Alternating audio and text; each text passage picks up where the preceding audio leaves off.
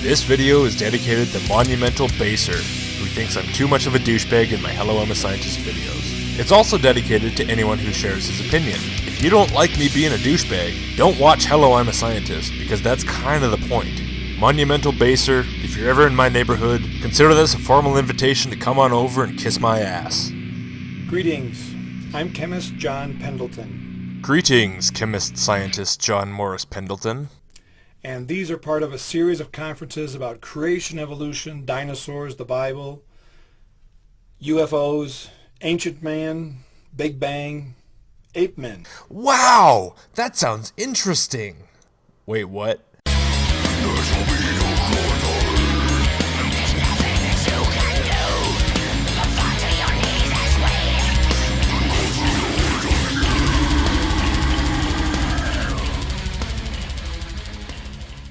Today we're going to take a look at the famous ape men. Now, in Mexico, we had a program a number of years ago that recently that I think would go good with this first transparency. What is this, the early 1990s? You're not using a fucking transparency, moron? If you see anybody here that you might know, it's just a pure coincidence. And actually we could ask the question like this fellow's asking, are there ape men in your ancestors? I don't think that's what he was thinking about. But yes, my parents are so-called ape men, and so am I. Your ancestry? Some of you might say, well, there's some that sure act like it.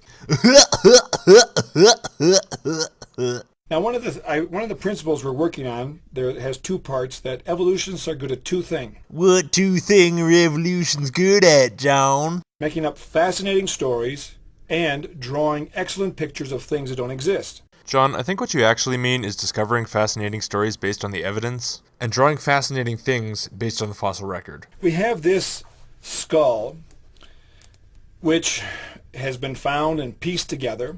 It's real science. What isn't science are the three pictures above.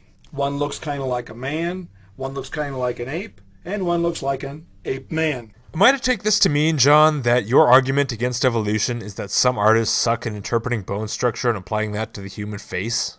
Do you really think that shitty pencil sketches are what anthropologists use to place skulls along the human evolutionary line? Where I live in Mexico, I found this page from a publication used by the Department of Education in Mexico. And what I've done is highlighted here on both sides of the page some of their key phrases. Let me read some to you. Appears to be, perhaps, reconstruction, reconstruction. It is thought, reconstruct, it's supposed. The other side says, approximately, reconstruction. We do not have very precise dates. We think, we calculate. Now let me ask you, does that sound like science? We are absolutely certain. We read in a book. We know it for a fact because we feel it. This character in a storybook told us so. I know that I know that I know. Now let me ask you, does that sound like science? Nothing of the sort. Goddamn right. Also, I want you to look at these three fellows that are here. Now, I don't have any prejudices. I've already told you I believe that every person is made in the image and likeness of God. Every one of us, our descendants, we're part of a big family that comes from Adam and Eve. If we all come from Adam and Eve, but we never evolved whatsoever, why do we all look so different? And why are our looks based on our ancestry? Very interesting, John. Let me ask you this. If you were to draw God, which person would he look like? Would he look like all of us, or would he look like some particular one of us? What is the image of God, John? But as I look at all three of these pictures here, I'm almost sure that I've seen these guys walking on the streets of Mexico. John, is that true? Well, of course not. Yeah, I didn't think so. But the way the artist drew them, it almost makes it look like people I've already seen. That's not science. John, didn't we already discuss the fact that artist representations are not science? We talked about this in the last video. We've talked about this in this video. When the fuck are you going to drop this? Artist representations are not science. You don't need to continue to reiterate. Now, my youngest son, when he was in the 6th grade of primary school, otherwise known as Bible Belt University, had this text made by the Department of Education in Mexico. It could be a text from any place in the world, because everybody copies everybody else, basically, when it comes to evolutionary thought. And we have here the Homo habilis, Homo erectus, Peking man, Java man, Neanderthal man, and Cro-Magnon man. Oh, hey, John, I think you left out filet mignon man. Now, the Homo habilis, that was just Australopithecine.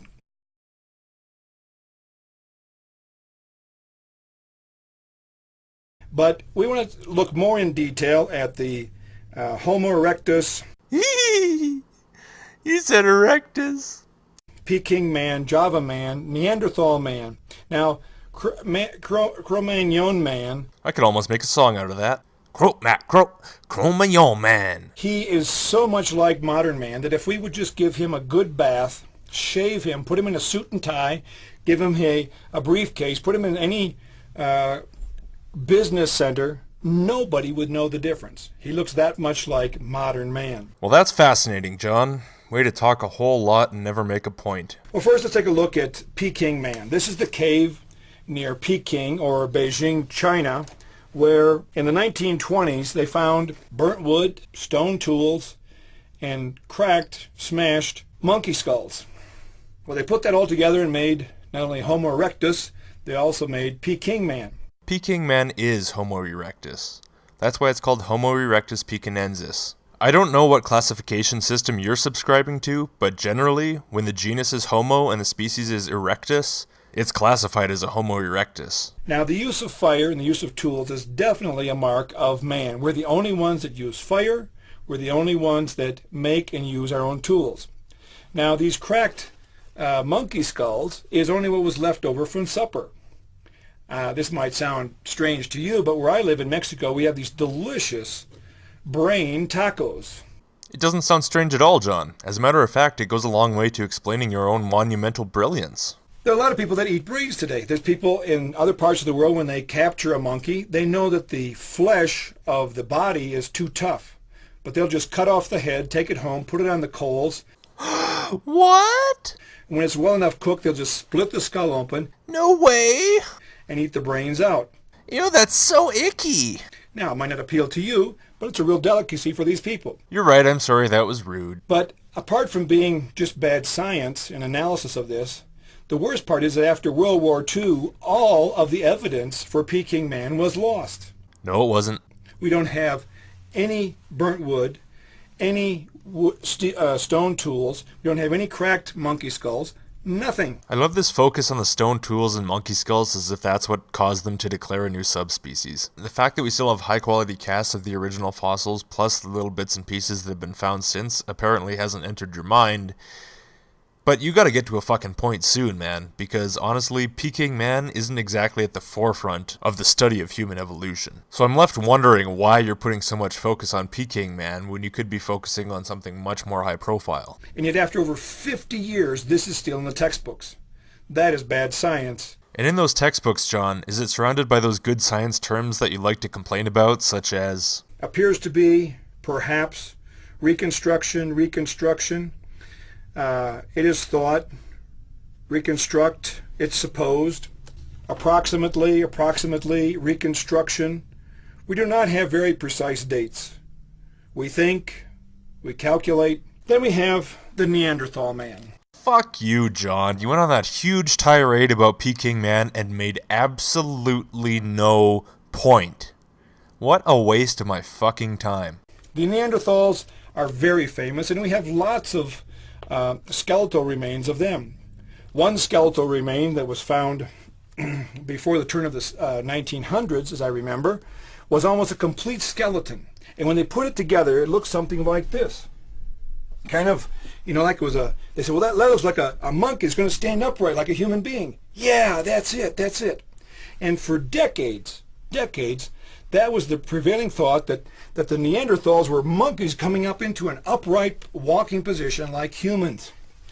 Now, with the science that really is science, the electron microscope was made. And so they analyzed these remains of Neanderthal man and found that he was lacking three things. He was lacking calcium, lacking vitamin D, and that he had arthritis. He wasn't a monkey on his way coming up.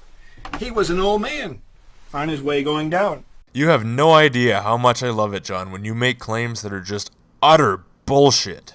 I love how severely it weakens your case. I find it very amusing. I can't find one single piece of research even mentioning anything like this, particularly when it involves an electron microscope, but in fact even talking about vitamin D deficiency or calcium deficiency. So I can't find a single reputable source of this claim. And I mean, I didn't stop at the first page of Google results. I went through a few of them. And something like that, if I search Neanderthal man calcium or Neanderthal man vitamin D, you would think I would find this claim somewhere, don't you think? And not on page 125 either. Also, with science that is real science. So that last one was real science, was it? Real science being the type that's non-existent? The human skull keeps growing. Now, again, from our authority, we have evidence that after the flood, that people still lived as much as 200, 300, 400 years. That's why the Neanderthals, so to speak, went extinct. Actually, they didn't go extinct. They were humans just like us, but they lived longer, and so their skulls especially, and their bodies got certain forms from their advanced age and growth. Okay, I'm gonna have to stop you there. If you're insisting on good science, do some fucking science. Don't take it from a fucking bedtime story. Otherwise, I'm just gonna start making shit up too. The stars are made of glow-in-the-dark paint. We evolved from leopards. Fish are plants. Another famous ape man is Java Man. In 1891, an explorer by the name of Dubois, a Hollander. Are you thinking of Eugene Dubois? Where did you get Hollander? Went to an island of the Pacific called Java. In that island, he was digging and he found a skull cap, definitely from some kind of an ape-like creature. At a distance of about 50 feet, he found also a human leg bone, actually the femur that connects to the hip bone. He admitted where he found the human leg bone, he also found 2 human skulls. But it was far more convenient, human leg bone, ape-like skull, Java Man. And it's still in the books today. Now, that's not only bad science, it almost borders on basically being a fraud. At this point in the video, John, I would suggest that you reevaluate your decision to call other people frauds, because the number of claims that you've simply pulled out of your ass is staggering. And this spans across all of my videos addressing you. Now what you should bear in mind about Java Man is that more specimens have since been found. Why is it that creationists love so much to pick on the very first piece of evidence ever found for something? Why wouldn't you look into the subsequent findings? You don't even care that they were made. It's the same thing as if you try to refute the concept of evolution by natural selection by attempting to invalidate Darwin through quote mining. Nobody gives a fuck what Darwin said. It's the same with the guy who discovered Java Man. Nobody gives a fuck, even if he was a fraud. It doesn't matter, because the findings since have demonstrated it more thoroughly. Next, maybe you haven't heard about Nebraska Man. I'm not even going to let you explain this one. I'm going to explain it for you this time. Nebraska Man was originally identified based on a tooth, which is obviously quite premature. An artist created a drawing of Nebraska Man based on the proportions of Homo erectus. Obviously, when you only have one tooth to work from, that's not exactly accurate, and fortunately, although it took some time, Nebraska Man's tooth was eventually found to not be a hominid tooth, but it belonged to an extinct genus of peccary. This is a good example of science's self-correcting nature. Misidentifications can be made, and they are. But because science is attempting to invalidate its own findings, eventually these are often discovered and corrected. And as I stated in my last video, they are not discovered and corrected by creation scientists, they're discovered and corrected by actual scientists who care about what's true. I find it funny that you would attempt to hold science's self-correcting nature against science, because it is at the core of why science works. I will give you the point that I know that you're going to make without even watching what you say, which is that it is extremely premature to identify an entire hominid species based on one single tooth. I personally find that absurd, and that's probably why scientists were interested in figuring out what this tooth belonged to, because the claim that it was from a higher ape seemed a little outrageous based on the amount of evidence that was available. In short, John, my point is, shut your fucking hole. Now, not to lay aside lightly the female sector, we have the beautiful Lucy. Lucy was found in 1973 in Africa. They found, they say, 40% of her skeletal structure. She was very short. She was only about 3 feet high.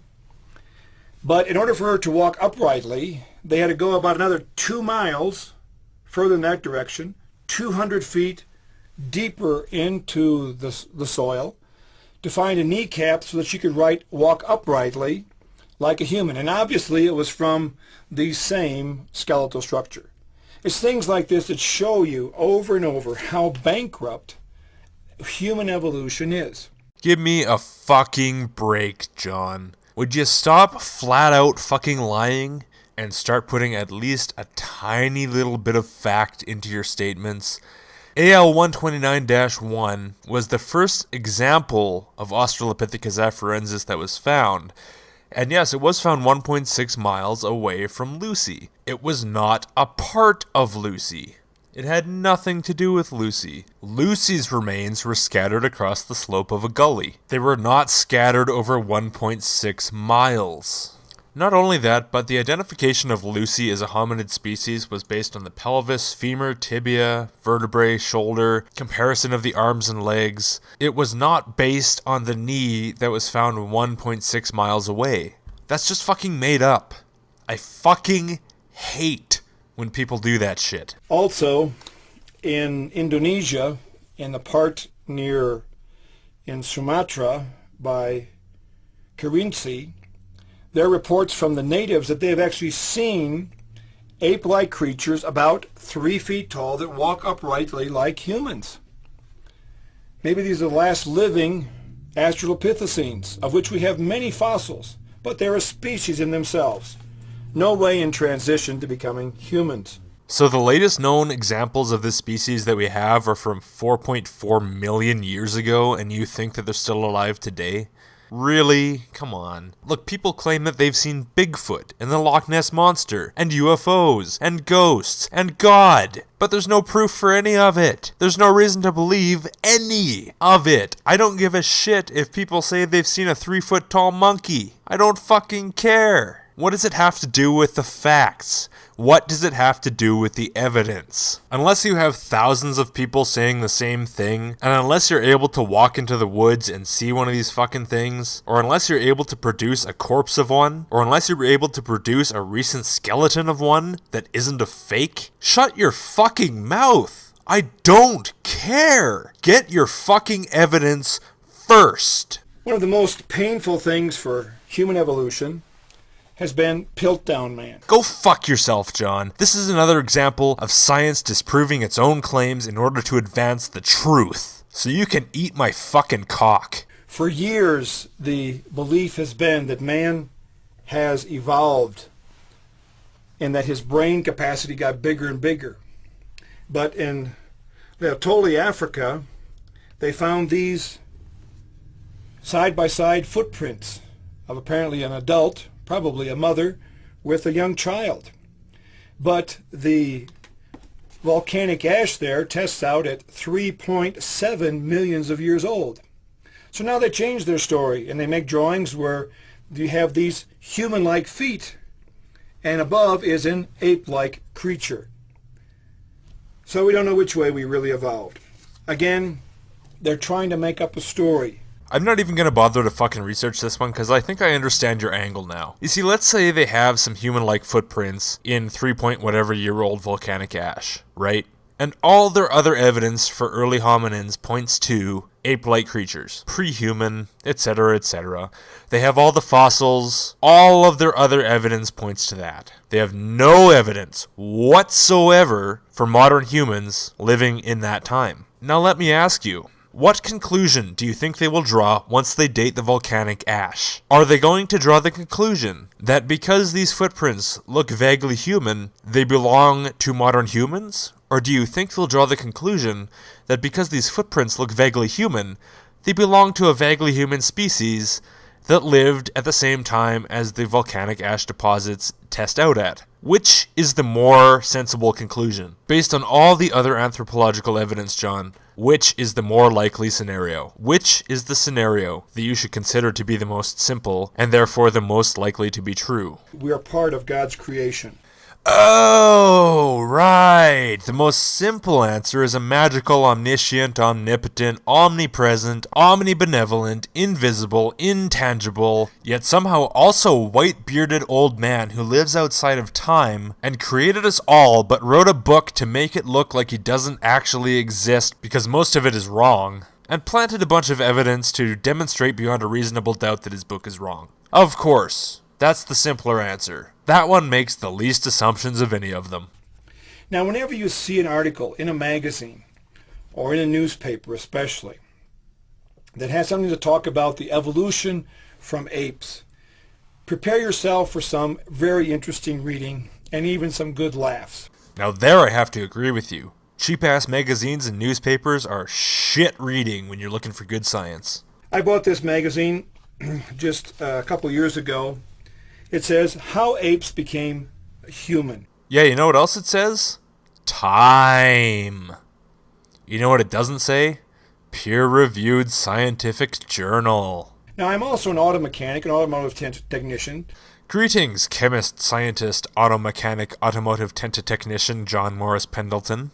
And when I buy a manual that says how alternators work, how carburetors work, how brakes work, and things of this nature, how a starter is repaired, I expect it to tell me in detail how these things work, how to repair them, how to make them function correctly. So you wouldn't buy a 10-year-old's guide to fixing engines, which is what Time magazine is to a peer-reviewed scientific journal?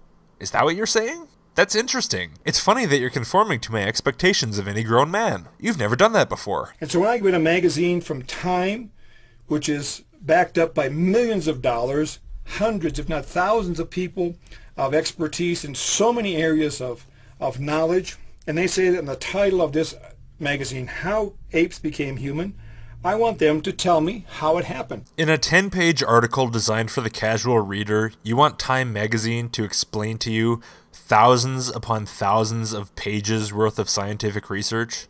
What the fuck is wrong with your head? A handful of bones in Ethiopia brings scientists tantalizing close to the time 6 million years ago when our most ancient ancestors took their first upright steps. Wow, isn't that fantastic? A handful of bones. Now, as I read through this article, and as you read through your article, you'll find things like this. We're not sure how. There are different opinions. It's not entirely clear. We believe, perhaps, it is generally believed, things of this nature. That's not science. They're guessing. They're feeling around. Jesus fuck. Let's go back a few steps, shall we? Appears to be, perhaps, reconstruction. It is thought. Reconstruct, it's supposed. Approximately, reconstruction. We do not have very precise dates. We think, we calculate. Now, the real key to this whole thing was this one toe bone proves the creature walked on two legs. One bone. Now, if you pay attention to these articles, as I say it, they always shoot themselves in the foot. They always give it away that they really don't know what they're talking about. Because as the article went on, they said that this one toe bone was found 10 miles away from the handful of bones that proved that the creature was. But obviously it was from the same creature. By now, the audience should be well aware that John is simply lying here. I will read you the paragraph in question, and I will link you to the article in question. It begins, in the case of Ardipithecus, says Donald Johanson, professor of anthropology and director of the Institute of Human Origins at Arizona State University, and the man who discovered Lucy back in 1974, when you put 5.5 million year old fossils together with 4.4 million year old ones as members of the same species, you're not taking into consideration that these could be twigs on a tree. Everything's been forced into a straight line. Beyond that, he's dubious about categorizing the 5.2 million year old toe bone. And folks, I'll stop here, and here is where it gets interesting, because this is the part that John quote-mined by putting a tiny little square around the words that he wanted us to see, while cutting out everything else. Beyond that, he's dubious about categorizing the 5.2 million year old toe bone with the rest of the fossils. Not only is it separated in time by several 100,000 years, but it was also found some 10 miles away from the rest. So what this is saying is, this person they're talking to, directly in the article, is skeptical of the reliability of the evidence that they've found, and is stating such. So Time is not making a claim that this is an absolute truth. Time is talking to people who are saying, listen, it's kind of unlikely that this is true, or at least there are some serious problems with it that we have to look at. God damn it, I mean, these creationists are fucking idiots. You know they're reading these articles, and they're just lying about it, and they think that you, my audience, they think that you are stupid enough to believe them. Don't be that stupid. I mean, can anything be more ridiculous?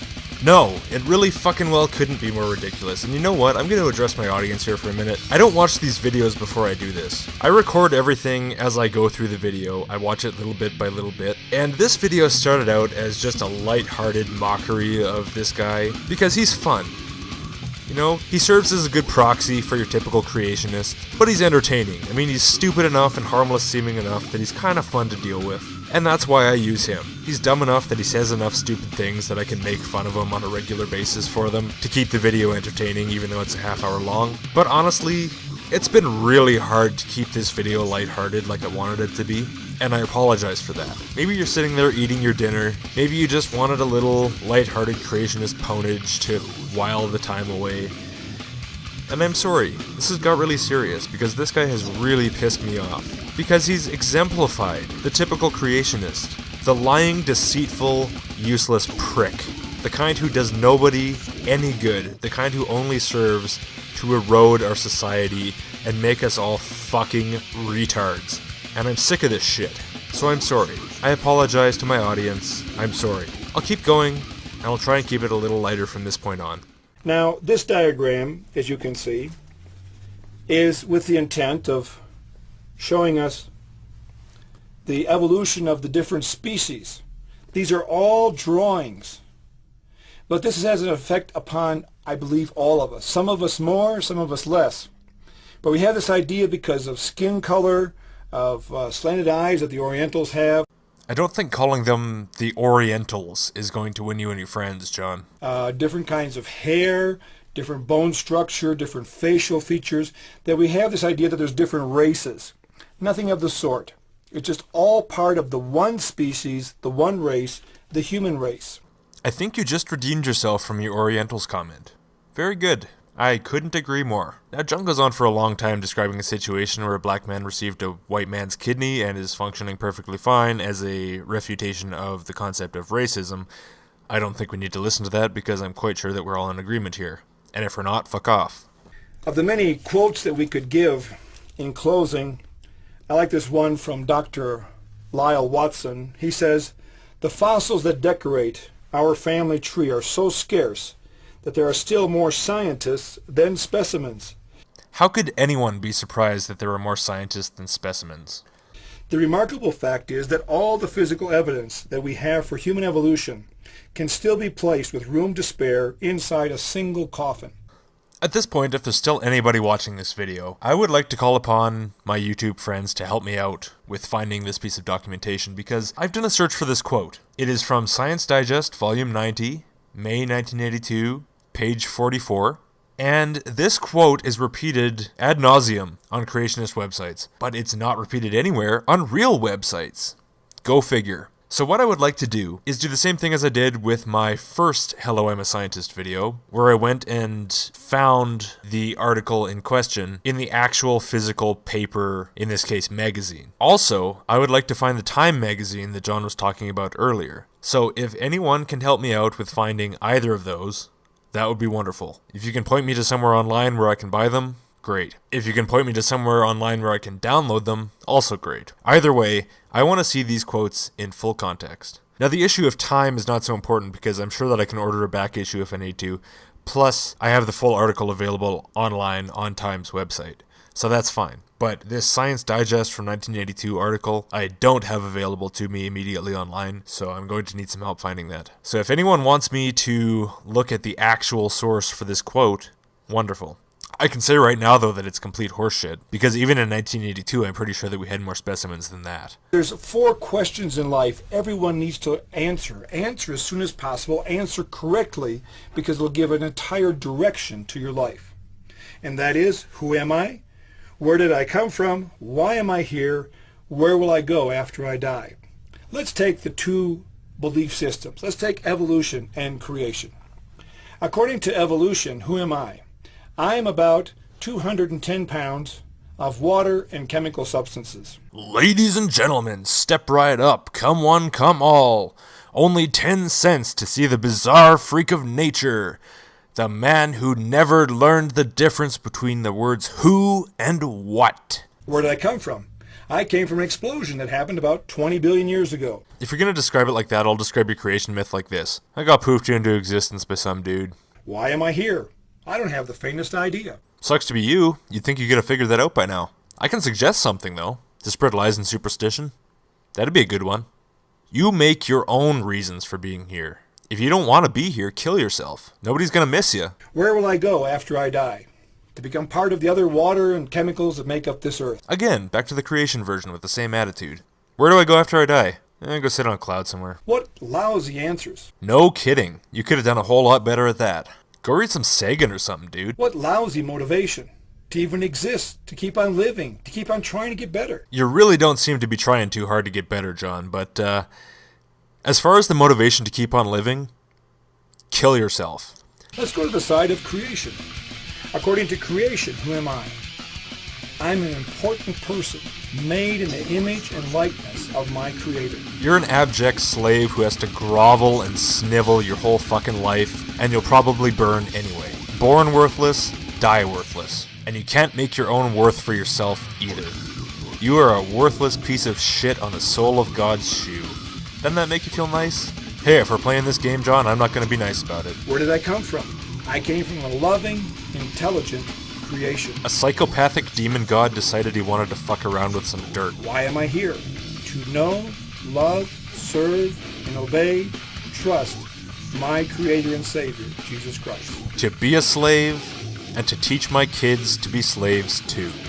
And to die without ever accomplishing anything other than setting back the course of human advancement and possibly contributing to the downfall of the entire human species as we descend into ignorance and fail to achieve the absolute necessity of getting off this planet and colonizing other worlds before we are destroyed, or we destroy ourselves. Where will I go after I die? Because Jesus Christ lives in my life, I'm going to be with Him forever. Because Jesus Christ lives in your life, you will waste your life worshipping a non-existent entity. And when you die, you'll rot in the ground like the rest of us. But before you die, you'll be hoping, greedily, selfishly, and with a genuine immorality and just purely disgusting nature, that you are given a gift of eternal life and joy and peace, and that everyone like me burns eternally for no crime whatsoever, despite the fact that we tried to be good people while we were alive and attempted to aid the world in the best way that we knew how. You are fucking slime. As far as I'm concerned, you're worthless. You're a sick fuck. You need help. Get some de-brainwashing therapy. You know, when I was studying at the university, my major was chemistry. I had a scholarship for 4 years at the university. And my whole goal was to get a degree in chemistry. I just loved the sciences, loved learning about these things. And yet I have to admit, too, that I got involved in drinking, theft, foul language, wrong use of sex, and just plain selfish, proud person. Now, every Sunday I would go to church. I would never miss a Sunday for church. I always believed in the religious belief that I was brought up with. But still I had all these sins that were plaguing my life. My sophomore year, life continued as I already mentioned, but something happened on a special Monday, and then we had some religious speakers come into my fraternity. Now when I heard that, I said to myself, I'm not going to that. The president of our house said, if anybody doesn't go to this meeting, you'll have a house fine. I said, okay, I'll go to that meeting. But I very much believed in my religion, even though my religion could not change me.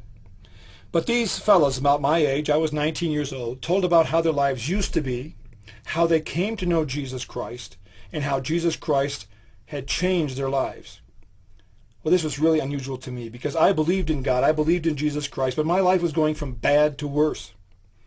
The last man gave a talk from the Bible, and I didn't really follow anything that he said until the end when he quoted this verse from John 1:12 that says, "But to as many receive him, Jesus Christ, to them he gives the power to become the children of God, even to those that believe on his name." Well, I reasoned this way. You'll have to forgive me if this sounds bad, but I thought I'm going to do an experiment with Jesus Christ. I'm going to see if he can change my life because I cannot change it. And so I prayed a prayer something like this. I said, "God, I have sinned against you. Jesus, come into my heart. Forgive my sins. Take control of my life. Make me be the person that you want me to be. Help me to know you and to live with your power. Amen." And I began to trust that what Jesus said was true, that he now lived within inside me. From that day forward, I never got drunk once again. In 2 weeks, he changed my vocabulary drastically for the better. And after 4 weeks, he freed me of 4 years of the wrong use of sex. So that entire story was about you used to drink and have sex, but you didn't like it because your mommy and daddy said it was bad, and so you stopped. That's the story. Oh my God, you're a fucking loser. See you soon. God bless you. Suck my dick. Your thoughts are broken.